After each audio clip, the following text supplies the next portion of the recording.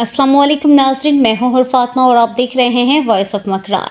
पसनी से हमारे bureau chief Sajjad Mohammad Ali report कर रहे हैं। आज government higher secondary school Pasni में शशमाही इम्तहानात की तैयारी के हवाले से एक मीटिंग मुनक्कद की गई। गवर्नमेंट स्कूलों में शशमाही इम्तहानात 16 अक्टूबर 2023 बरोज़ पीर से शुरू होंगे। आज पाकिस्तान भर की तरह government higher secondary school Pasni में भी 5 अक्टूबर वर्ल्ड टीचर्स डे की मुनासिबत से टीचर्स डे मनाया गया और केक भी काटा गया, जिसमें स्कूल के बच्चों ने भी शिरकत की और अपने स्कूल के तमाम असातिज़ाओं को मुबारकबाद पेश की और दुआ की कि अल्लाह पाक दुनिया भर के तमाम उस्तादों को सलामत रखे। और फिर आखिर में बच्चों ने अपने उस्तादों को केक भी पेश किया।